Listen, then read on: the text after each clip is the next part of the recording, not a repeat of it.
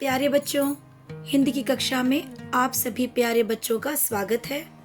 आज हम हिंदी लक्ष्य पाठमाला कक्षा छठी का पाठ 3 सबसे कीमती चीज पढ़ने जा रहे हैं।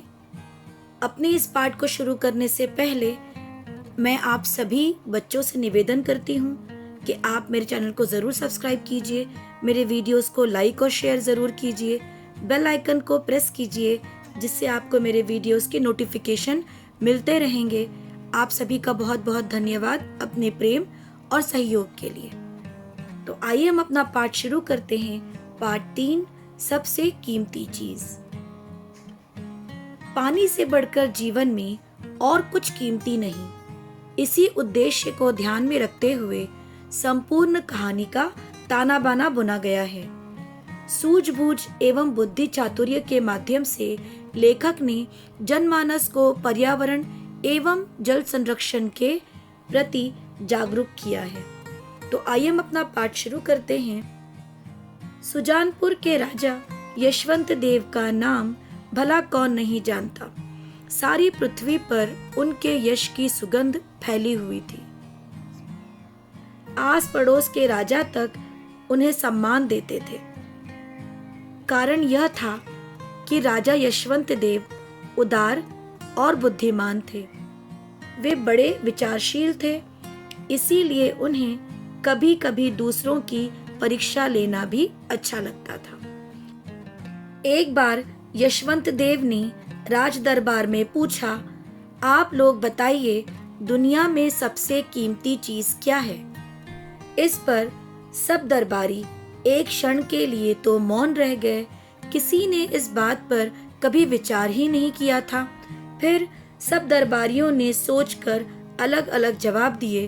किसी ने हीरे मोतियों को सबसे मूल्यवान बताया तो किसी ने मूंगे को, किसी ने सोने चांदी की महिमा गाई तो किसी ने राज सिंहासन को सबसे मूल्यवान कहा। तो प्यारे बच्चों, इस पाठ की शुरुआत में हमने पढ़ा कि सुजानपुर के राजा थे और उनका नाम था यशवंत देव और वह बहुत प्रसिद्ध व्यक्ति थे। हर कोई उन्हें जानता था और सारी पृथ्वी पर उनका यश था। यश यानी प्रसिद्ध। वे एक प्रसिद्ध व्यक्ति थे और आस पड़ोस के राजा तक उन्हें सम्मान देते थे, आदर करते थे। बच्चों, सम्मान का अर्थ होता है आदर देना। कारण यही था कि यशवंत देव उदार और बुद्धिमान थे। उदार का अर्थ होता है दयालु। वे बहुत दयालु थे और बुद्धिमान थे। वे बड़े विचारशील थे। विचारशील का अर्थ होता है बच्चों सोचने वाला, विचार करने वाला। इसीलिए उन्हें कभी कभी दूसरों की परीक्षा लेनी अच्छी लगती थी। एक दिन राजा यशवंत देव ने अपने दरबारियों से पूछा कि आप बताइए कि इस दुनिया में सबसे कीमती चीज क्या हो सकती है। सभी दरबारी एक क्षण के लिए मौन हो गए। क्षण का अर्थ होता है बच्चों पल। एक पल के लिए सभी दरबारी चुप हो गए। मौन हो जाना यानी चुप हो जाना, खामोश हो जाना। फिर सभी ने सोचकर अपने अलग अलग उत्तर दिए। किसी दरबारी ने हीरे मोतियों को सबसे मूल्यवान बताया। मूल्यवान यानी कीमती। किसी ने मूंगे को, मूंगा समुद्र से मिलने वाला एक रत्न होता है। और किसी ने सोने चांदी की, और किसी दरबारी ने सोने चांदी की महिमा गाई। महिमा का अर्थ होता है बढ़ाई की। यशवंत देव के एक ही प्रश्न का सभी दरबारियों ने अलग अलग उत्तर दिया। उनका प्रश्न था कि बताइए आप लोगों के लिए इस दुनिया में सबसे कीमती चीज क्या है।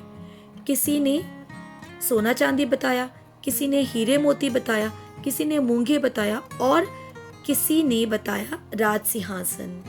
जो राजा का सिंहासन होता है उसी को मूल्यवान सबसे कीमती बताया। आइए पाठ का आगे का भाग पढ़ते हैं। राजा ध्यान से सबकी बातें सुन रहे थे पर उन्हें तसल्ली नहीं हुई।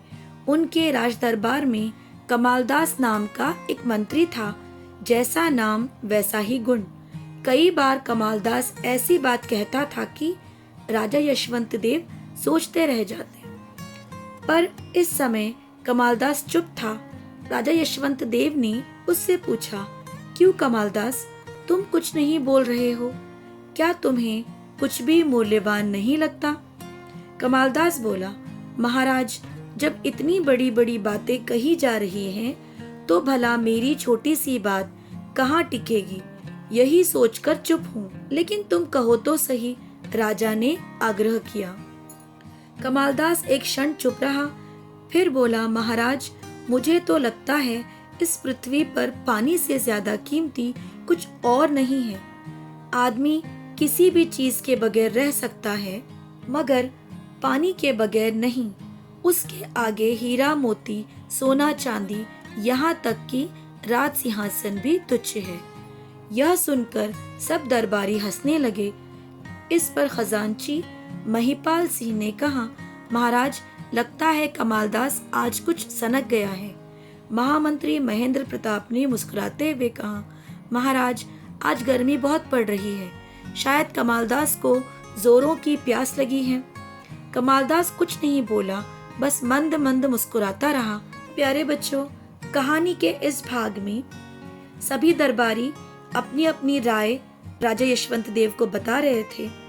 राजा को उन सभी की बातें सुनकर तसल्ली नहीं मिल रही थी। तसल्ली का अर्थ होता है बच्चों दिलासा।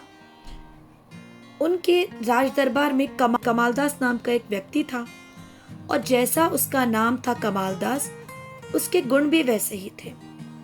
तो कई बार कमालदास कुछ ऐसी बातें कह जाता कि राजा यशवंत देव सोचते रह जाते। कमालदास उस समय चुप था। राजा यशवंत देव ने कमालदास से पूछा कि तुम चुप क्यों हो? तुम भी अपनी बात बताओ कि तुम किस चीज को सबसे मूल्यवान, सबसे कीमती समझते हो। इस पर कमालदास ने कहा कि महाराज, सब इतनी बड़ी बड़ी बातें कर रहे हैं, तो मेरी छोटी सी बात नहीं टिक सकती। लेकिन राजा यशवंत देव ने आग्रह किया। आग्रह करना बच्चों, हठ पूर्वक प्रार्थना करना। कमालदास एक क्षण के लिए चुप हो गया, फिर वह बोला कि मेरे सोच के हिसाब से पानी जो है इस संसार की सबसे कीमती चीज है, और उसके बिना हम नहीं रह सकते। और कमालदास ने कहा कि पानी के आगे हीरा मोती, सोना चांदी, यहाँ तक कि राजा का राज सिंहासन भी तुच्छ है, महत्वहीन है, कोई महत्व नहीं रखता। पानी इन सारी चीजों से कीमती है बच्चों। यह सुनकर सभी दरबारी कमालदास पर हंसने लगे, और खजांची महिपाल सिंह ने कहा कि लगता है यह कमालदास सनक गया है, यानी इसकी मानसिक स्थिति ठीक नहीं है। और उसी तरह दूसरे दरबारी ने कहा कि शायद कमालदास को बहुत जोरों से प्यास लगी है, क्योंकि गर्मी बहुत अधिक पड़ी है, इसीलिए वह पानी को सबसे कीमती बता रहे हैं। कमालदास ने कुछ नहीं कहा, वह धीरे धीरे मुस्कुराता रहा। अब इस पाठ का अगला भाग पढ़ते हैं। कुछ दिन बाद मौसम अच्छा था। कमालदास ने राजा से कहा, महाराज, क्यों ना आज हम थोड़ा घूम कर आए। राजा ने सहमति जताई। उन्होंने 2 घोड़े मंगवाए, एक पर वे खुद बैठे, दूसरे पर कमालदास। दोनों जंगल की ओर चल पड़े। कुछ देर तक तो राजा प्रकृति का आनंद लेते रहे, फूलों और पेड़ों को देख देख कर प्रसन्न होते रहे। कमालदास से बार बार कहते, सचमुच इस जंगल का सौंदर्य कितना अद्भुत है। इतना घना जंगल है और इतनी शांत सुगंधित हवा बह रही है कि जरा भी थकान महसूस नहीं होती।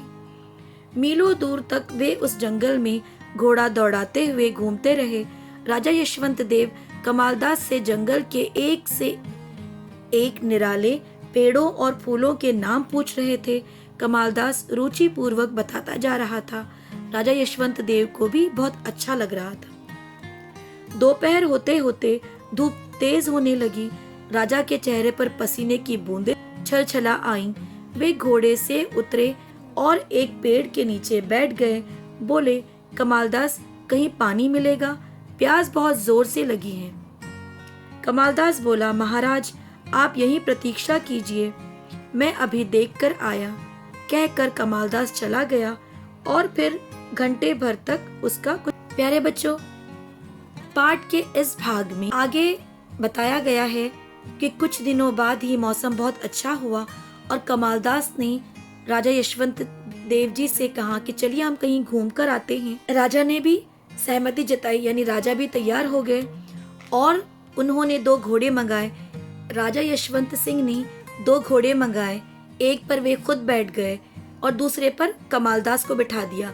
दोनों जंगल की ओर चल पड़े बच्चों, और कुछ ही देर में राजा यशवंत देव प्रकृति का आनंद लेने लगे, क्योंकि जंगल में उन्हें विविध प्रकार के फूल, पौधे, पेड़ दिखाई दे रहे थे और उस जंगल के सौंदर्य को देखकर, वहाँ की सुंदरता को देखकर वे बहुत खुश थे और उन्हें वह नज़ारा बहुत अद्भुत लगा, बहुत ही अच्छा लगा।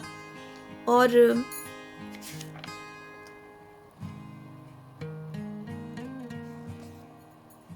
अद्भुत का अर्थ होता है बच्चों अनोखा।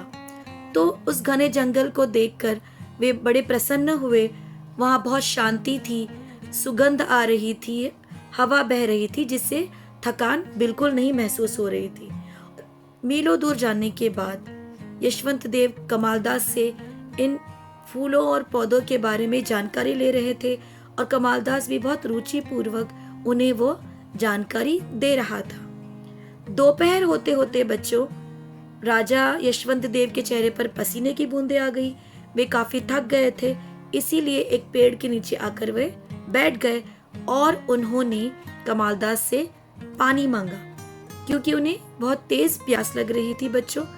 कमालदास बोला, महाराज आप यहीं प्रतीक्षा कीजिए, यहीं मेरा इंतजार कीजिए, मैं अभी पानी लेकर आता हूँ। ये कहकर कमालदास वहां से चला गया और फिर घंटे भर तक उसका कुछ पता ही नहीं चला बच्चों।